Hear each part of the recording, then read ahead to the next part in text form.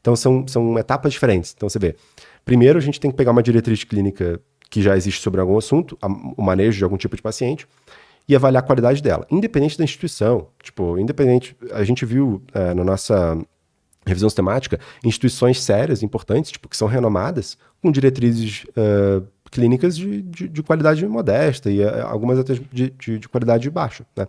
Que não eram muito confiáveis. Quando a gente olha para a OMS, existe uma tendência muito maior a eles produzirem diretrizes clínicas com qualidade metodológica mais alta, porque já está dentro da cultura, assim, do OMS há muito tempo, sabe? Tipo, e eles têm muito mais visibilidade. Eles são a maior? Em termos de produção de diretriz clínica, a nível populacional, uma das maiores, assim. Até porque você não está olhando para coisa muito nichada, sabe? Tipo, a OMS faz diretriz clínica de tudo que é coisa dentro da área da saúde, né? Então, quando você olha para, sei lá, uma sociedade da nefrologia, eles vão fazer coisinhas muito específicas, né? Da nutrição, por mais que nutrição seja amplo, também vão ter diretrizes que são só sobre manejo nutricional. Agora, a OMS, ela vai fazer diretrizes clínicas sobre muitas coisas diferentes. E aí, enfim, depende muito das necessidades não atendidas usualmente, né, e da importância do assunto, né? Então, por exemplo, uma das diretrizes que a OMS tem é para manejo de tuberculose. O manejo de tuberculose é importante para o mundo inteiro, sabe? Não é uma coisa muito específica só de uma área, tipo, tuberculose afeta o sistema respiratório, então isso tem que ser trabalho de um pneumologista. Tipo, não funciona assim. Tuberculose é tratado na atenção primária. Então, todos os profissionais da saúde têm que ter noção de como manejar, como diagnosticar, como identificar qual o prognóstico de pessoas com tuberculose, quem é que tem mais risco. Então, isso como são informações relevantes para todos os profissionais da área da saúde, a OMS se posiciona em relação a isso. Então, tem diretrizes de manejo da tuberculose. Ou manejo, ou diagnóstico, ou para, enfim, outras perguntas em pesquisa. Mas geralmente é diagnóstico e manejo. Então, mas assim, até a OMS pode ter algum errinho ou outro. Só que o risco de você se basear numa diretriz do OMS, principalmente as mais recentes, e tá fazendo uma coisa muito errada, é pequeno. Se você estiver fazendo alguma coisa errada, é porque você não soube interpretar a diretriz, não soube utilizar ela. E aí a gente entra naquele problema da gente não ser treinado na graduação para fazer isso. A gente não é treinado para fazer o uso de diretriz. Eu não tive nenhuma aula que me ensinasse a ler uma diretriz. Caramba, cara. Nunca foi mencionado diretriz clínica para mim, na verdade. Se não fosse pela Flávia, que foi minha orientadora, e ela tem uma disciplina eletiva na faculdade, que é nutrição baseada em evidências, eu nunca teria ouvido a palavra de diretrizes clínicas ou de outros assuntos mais metodológicos na faculdade. Tipo, foi influenciado por uma professora, que eu dei sorte de ter tido contato e de ter me ensinado muita coisa. Isso é interessante, né? E nos diz um pouco, assim, sobre o cenário atual das profissões de saúde, né? Eu acho que talvez a nutrição seja a que mais tenha malucos. Cara, eu tenho essa impressão, e eu tô nesse grupo. Cara, é muito doido. E assim, são assuntos...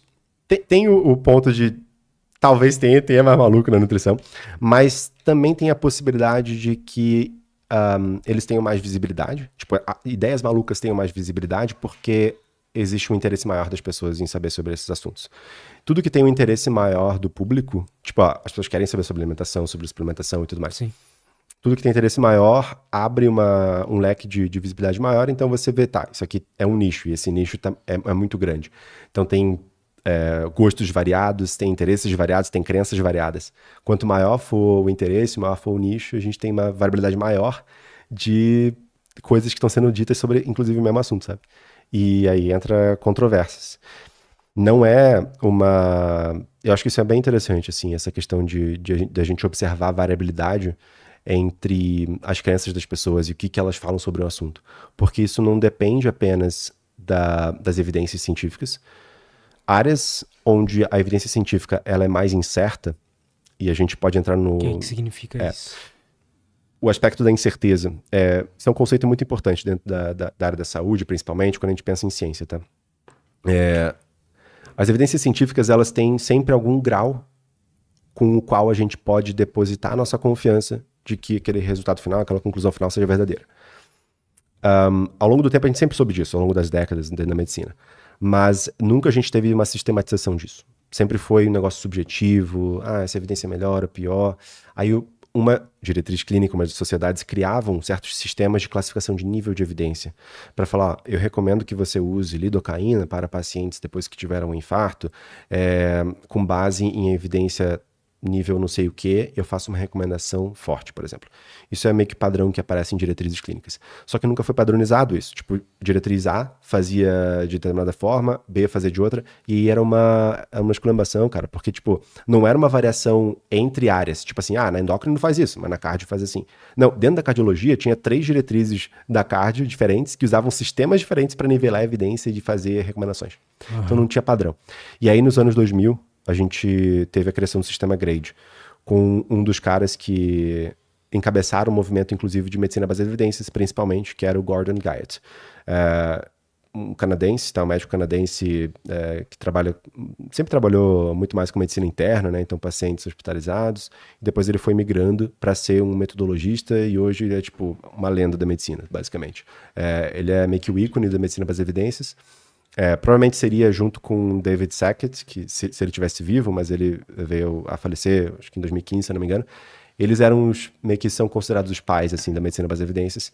E ele não só, o Gordon Guyatt, ele não só publicou o artigo em 92, né, do que é, qual é a lógica de medicina baseada em evidências. Vamos organizar essa casa aqui, vamos deixar claro o que a gente quer dizer com cada conceito, o que é valores e preferências, o que é melhor evidência disponível, o que é expertise clínica. Então vamos organizar isso. E não só ele começou esse negócio, mas ele construiu a carreira inteira dele depois disso, melhorando a evidência científica, a evidência clínica no geral. Então ele criou o sistema GRADE depois, junto com o grupo do GRADE, Working Group, que eles criaram nos anos 2000, ali por ali. E depois ele procedeu criando participando de diversos trabalhos, melhorando como que a gente faz para interpretar melhor as diretrizes? Como que a gente faz para elaborar melhor uma diretriz clínica? Como que a gente faz... Então, tipo, isso é basicamente trabalho de metodologista, né?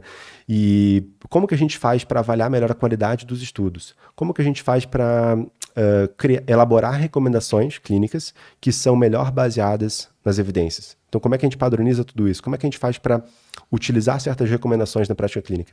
Então, um negócio que não tinha, tipo, guia, não tinha padronização de nada, ele foi o cara que encabeçou tudo isso. Que maneiro, cara. E você vai ver... O sistema GRADE. Sistema GRADE. G-R-A-D-E. Sistema GRADE. Tipo, isso é um marco. É um acrônimo isso? É um acrônimo. É um acrônimo que representa, tipo, Grading of Recommendations e não sei o quê. Agora eu esqueci. And Evidence Assessment, alguma coisa assim. Tipo, é basicamente um grupo que foi formado para avaliar a qualidade das evidências e nortear como que diretrizes devem ser elaboradas, avaliadas, lidas e recomendações devem ser feitas. Tipo, isso é o marco da medicina baseada em evidências, com certeza, sabe? E tanto que eu, lá no Interpretando a Evidência, no curso, eu dou, tipo, ênfase total nesse negócio, porque, assim, tem um módulo que é só disso, que são aulas extensas e justamente, cara, isso é muito importante e os conceitos que estão lá dentro, que ajudam a gente a entender, né, o que define qualidade, o que é melhor, o que é pior, eles são aplicáveis para tudo dentro da ciência em si, no geral, sabe? E aí que eu estava comentando contigo, incerteza. Incerteza, ela é inerente na ciência. A gente sempre vai ter um grau de incerteza nos nossos achados. Então, um estudo que ele é, por exemplo, muito bem dimensionado. Vamos pegar um estudo isolado, bem dimensionado significa que eu tenho um maior tamanho amostral, tem muita gente no meu estudo, tem muitos participantes. Ele é muito bem dimensionado, é um estudo grandão. Ele vai ter uma incerteza estatística, por exemplo, muito pequena, porque ele tem uma precisão muito maior no resultado final, já que ele tem um número grandíssimo de pessoas, enorme, para chegar em conclusões mais válidas em termos estatísticos. É diferente você pegar uma amostra de 10 pessoas e perguntar em quem que você vai votar na eleição, ou você pegar 3.000 pessoas representativo do Brasil, sabe?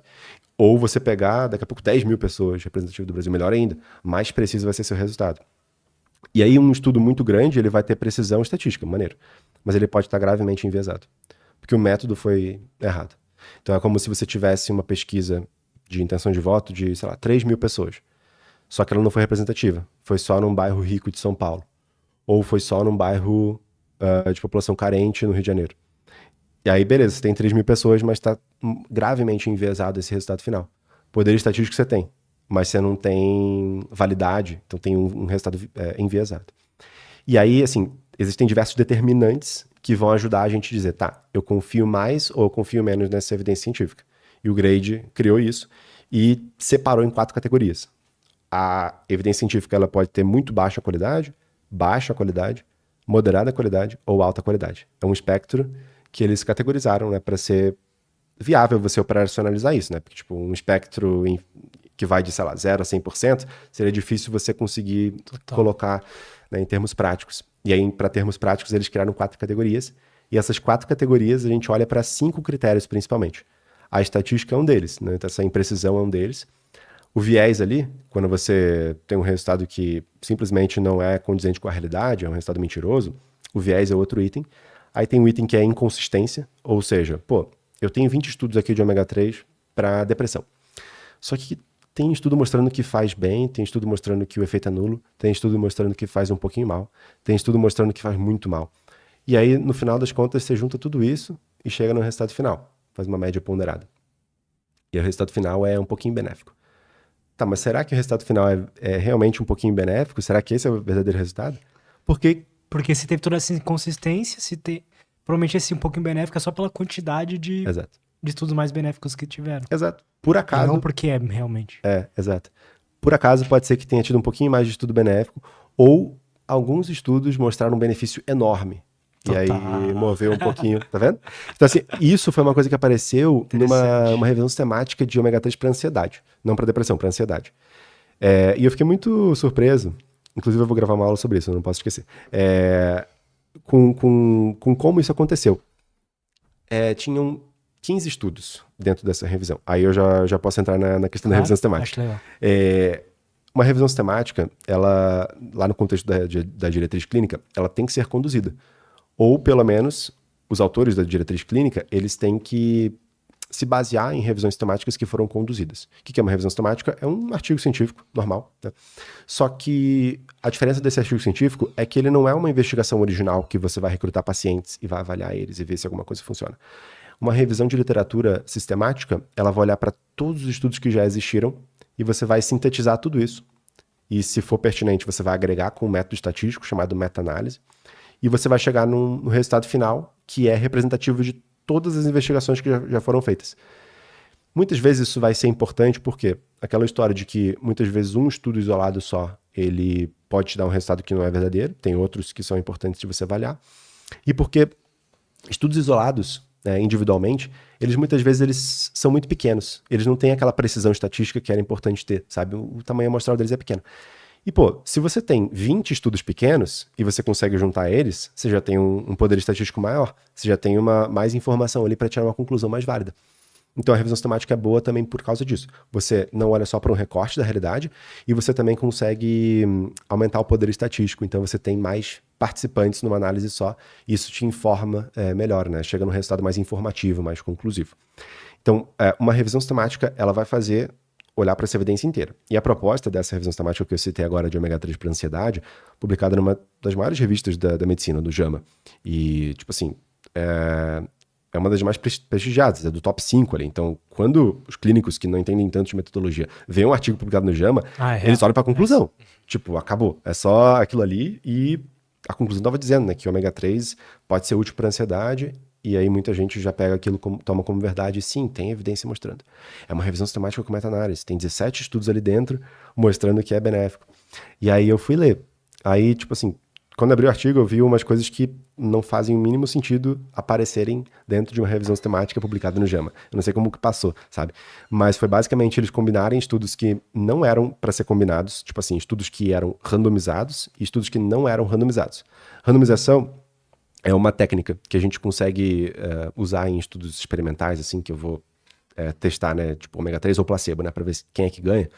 É uma técnica muito forte, assim, basicamente uma varinha mágica que eu gosto de chamar, porque ela isola todos os confundidores. Tipo, você cria, com certeza, se você fizer tudo certinho, 2 grupos que são em média idênticos.